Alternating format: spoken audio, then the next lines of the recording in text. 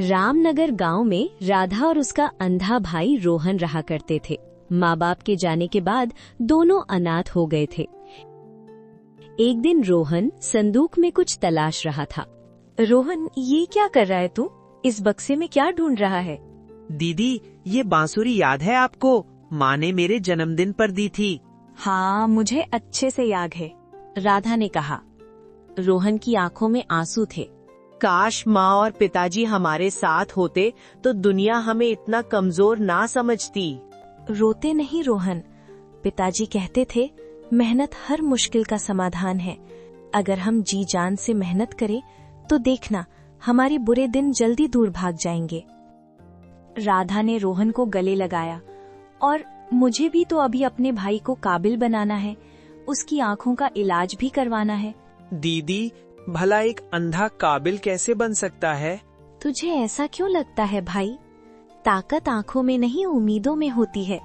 अभी भले ही बुरे दिन बीत रहे हों, लेकिन देखना वो दिन दूर नहीं जब हमारे अच्छे दिन आएंगे। दीदी, आपकी यही बातें तो मुझे उम्मीद देती हैं। आप बहुत अच्छी हो दीदी। दोनों भाई बहन बातें ही कर रहे थे कि तभी उनके लालची ताऊ मोहन लाल और ताई भाग्यवान वहां आते हैं। बेटी राधा, बेटा रोहन, अरे कैसे हो तुम दोनों? ताऊ ने बनावटी प्यार दिखाते हुए पूछा। क्या जी, इनके चेहरे से नहीं समझ आ रहा।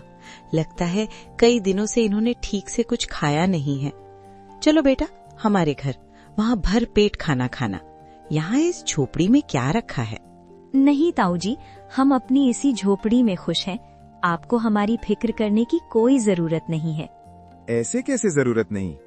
आखिर मेरे अलावा तुम दोनों का इस दुनिया में है ही कौन? ताऊ जी, हम भाई बहन ही एक दूसरे के लिए बहुत हैं।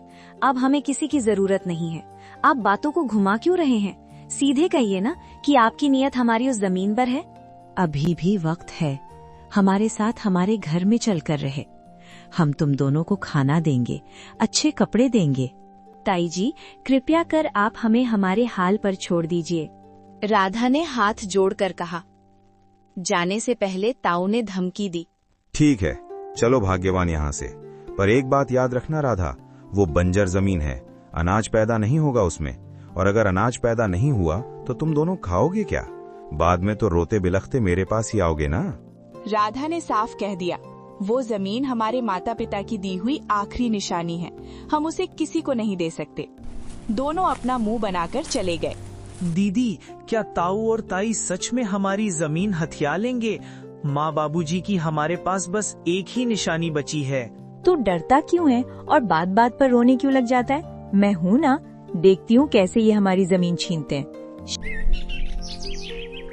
शाम हुई, दोनों भाई बहन आंगन में टहल रहे थे। कितनी अच्छी हवा चल रही है न दीदी। हाँ रोहन, सही कहा तुमने, आज का दिन तो बहुत अच्छा है। दीदी, मंदिरों से घंटियों की आवाज सुनाई दे रही है। लगता है आरती शुरू हो गई है। चलो ना दीदी, हम भी चलते हैं। वहाँ जाने से मन को बहुत शांति मिलती है। नहीं रोहन, हम वहाँ जाते हैं तो लोग हमारा मजाक बनाते हैं, कहते हैं आरती तो एक बहाना है, हम तो सिर्फ यहाँ प्रसाद खाने आए हैं। दीदी, लोगों की सोच का हम कुछ नहीं कर सकते। वो तो हम और हमारा भगवान जानता है कि हमारा दिल कितना साफ है। फिर भी रोहन, हम मंदिर नहीं जा रहे। तुम्हें भगवान से प्रार्थना करनी है तो तुम यहीं से कर लो। भगवान तो कण कण में है।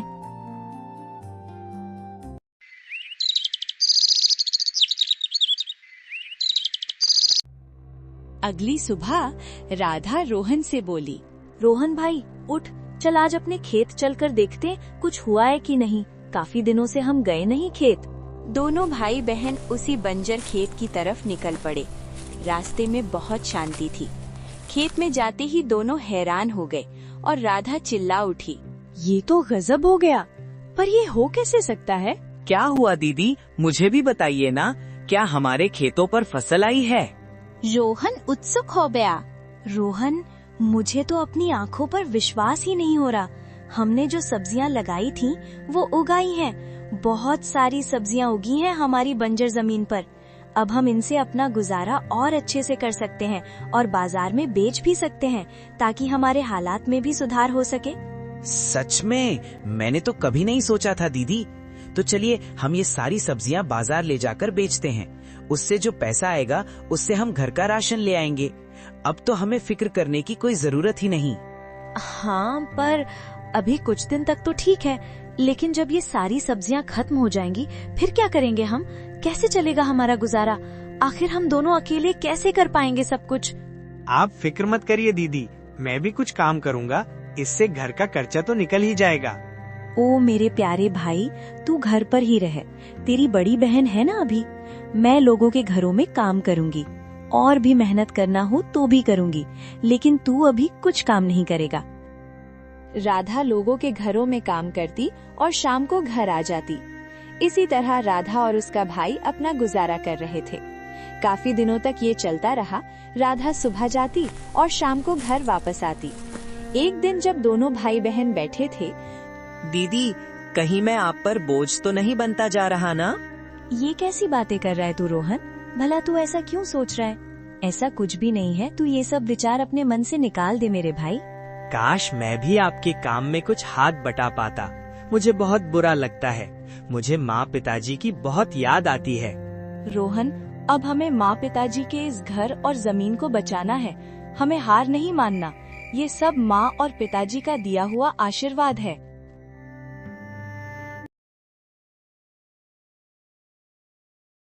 अगले दिन दोनों खेत पर पहुँचे। वो दोनों खेत जाते हुए हैरान हो गए। अरे ये क्या? न जाने हमारे खेतों के बीच ये खूंटी कौन बांध गया?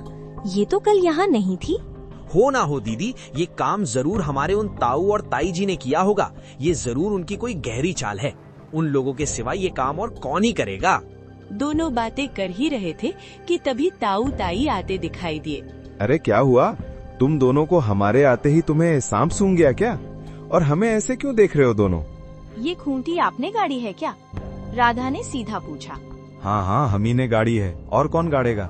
हम तो बस तुम्हारी मदद कर रहे हैं। तुम्हारे माँ बाप के जाने के बाद जमीन की देखो क्या हालत हो गई है। ताऊ जी, आपकी किसी भी मदद की जरूरत नहीं है हमें। ये हमारे माता पिता की इकलौती निशानी है। हम खुद इसकी देखभाल कर लेंगे। आप जाइए यहाँ से, आप जाइए यहाँ से। ताई ने झूठ का सहारा लिया। बेटी, तुम लोगों से शायद तुम्हारे माता पिता बताना भूल गए। क्या? यही कि ये जमीन तुम्हारे दादाजी ने अपने दोनों बेटों यानी तुम्हारे पिताजी और तुम्हारे ताऊजी में बराबर बराबर बांटी थी। ताई जी, हमने कब कहा कि आप हमारे दुश्मन हो? लेकिन आपने जरूर हमें अपना कुछ नहीं माना। तभी तो जब माँ और पिताजी गए तो आप लोगों ने हमें दर दर की ठोकर खाने के लिए छोड़ दिया, ताकि आप हमारी जमीन हथिया सके। आप हमें हमारे हाल पर छोड़ दीजिए। हम दोनों भाई बहन अपना गुजारा कर सकते हैं। हाँ हाँ ताऊ ताई, आप दोनों बहुत लालची हो। आप हमें अकेला देख के हमें परेशान करने। अरे बस बस, बहुत हुआ। ओ अंधे, जितनी जबान है ना उतना बोला कर। उस खेत पर तुम्हारा कोई हक नहीं है, वो हमारा खेत है। और जितने जल्दी तुम लोग ये बात समझ जाओ उतना अच्छा होगा। राधा ने पलटकर जवाब दिया, मुझे तो आप दोनों को ताऊ और ताई कहने पर भी शर्म आती है। जाइए, निकल जाइए हमारे खेतों पर से और दोबारा यहाँ आइएगा मत। आप लोग बस मतलब से बात करते हैं, हमें सब पता है। अरे वो तो कानून ही बताएगा किस खेत पर किसका कितना हक है। सारे दस्तावेज आएंगे ना, तब कहना कुछ। तुम लोग के कहने से ये जमीन तुम्हारे थोड़े हो जाएगी। चलो भागो यहाँ से। अब तो वक्त ही बताएगा क्या किसका है।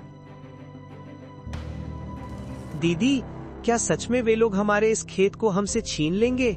ये लोग बहुत गिरे हुए हैं। तुम सही कह रहे हो भाई। चलो, हमें अभी सरपंच जी के पास जाकर उनसे बात करनी होगी। अब हमारी मदद वही कर सकते हैं। राधा अपने भाई का हाथ पकड़कर सरपंच के पास पहुंची, लेकिन वहां पहले से ही ताऊ ताई बैठे थे। ये सब देख के वो दोनों थोड़ा घबरा गए। सरपंच जी, हम आपके पास न्याय लेने आए हैं।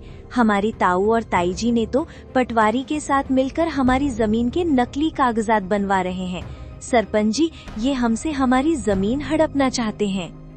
ये मैं क्या सुन रहा हूँ? अगर ये सच है तो ये बहुत बुरा है। इसलिए अभी भी वक्त है। जो बात हो सब सच सच बता दो दोनों। नहीं नहीं सरपंच जी, ये झूठ बोल रही हैं। ये तो अभी बच्चे हैं, इन्हें क्या पता इस जमीन के बारे में। अब ये बच्चे उस जमीन की देखरेख भला कैसे कर पाएंगे? मुझे ही तो उनकी देखरेख करनी होगी ना। बस बस, अब मुझे कुछ नहीं सुनना। इसका न्याय हम कल यहीं और इसी जगह पर करेंगे, और जिसका जो हक है उसे वो मिलकर ही रहेगा। रात हो चली थी। रोहन और राधा को चिंता के कारण नींद नहीं आ रही थी। दीदी, क्या कल का न्याय हमारे पक्ष में होगा? गांव वाले हमारा साथ देंगे कि नहीं? मुझे बहुत डर लग रहा है। अगर ये जमीन भी चले गए तो हम क्या करेंगे और कहाँ रहेंगे?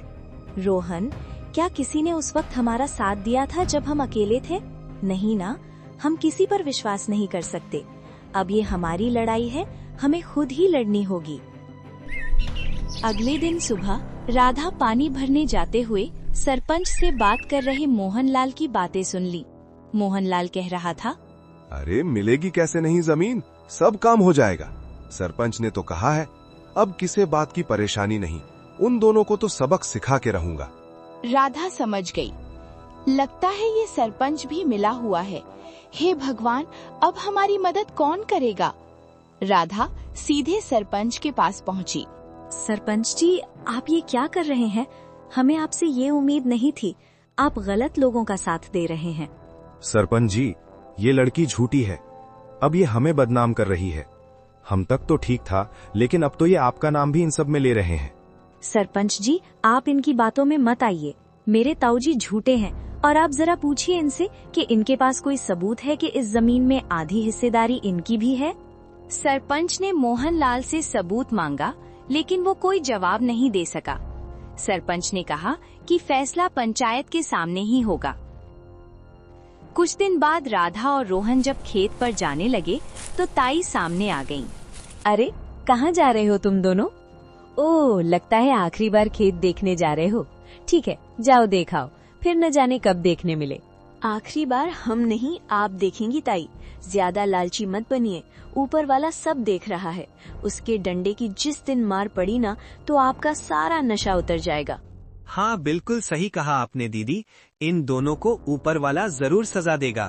अरे ओ अंधे, ठीक से देखना आता नहीं है और फालतू बातें किया जा रहा है। ताई जी, अपनी सारी मर्यादाएं भूल जाऊं उससे पहले आप यहाँ से चले जाइए, नहीं तो आपके लिए अच्छा नहीं होगा। कुछ दिन बाद मोहनलाल और उसकी पत्नी को खबर मिली कि उनकी दाल की मिल जलकर राख हो गई है। वे दौड़ते हुए मिल के पास पहुँचे। हाय दैया, ये क्या हो गया? हमारा सब कुछ बर्बाद हो गया। अब हम क्या करेंगे?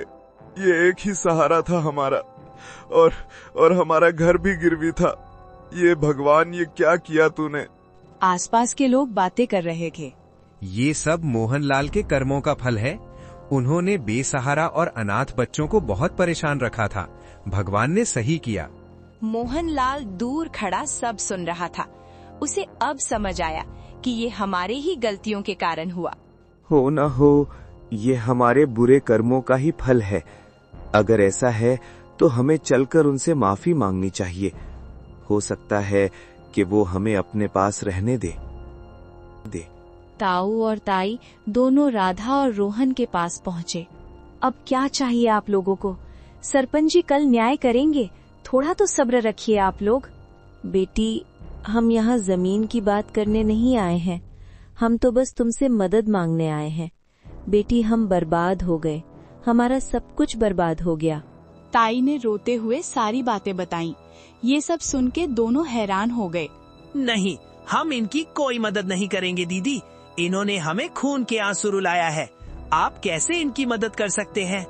मुझे माफ कर दो बच्चों, मैंने बहुत बुरा किया तुम दोनों के साथ। भगवान मुझे इसी बात की सजा दे रहा है। ताऊ जी, ताई जी, आपको आपकी गलती का एहसास हो गया है, यही बहुत है। हमने आपको माफ किया। ताऊ जी और ताई जी राधा और रोहन को अपने गले से लगा लेते हैं और उन्हें अपने बच्चों की तरह पालते हैं। राधा अपने हिस्से की जमीन बेचकर रोहन की आंखों का इलाज करवा लेती है, जिससे उसकी आंखों की रोशनी वापस आ जाती है और सभी खुशी खुशी रहने लगते हैं। ये कहानी सच्चाई, कर्म और क्षमा के मूल्य को दर्शाती है।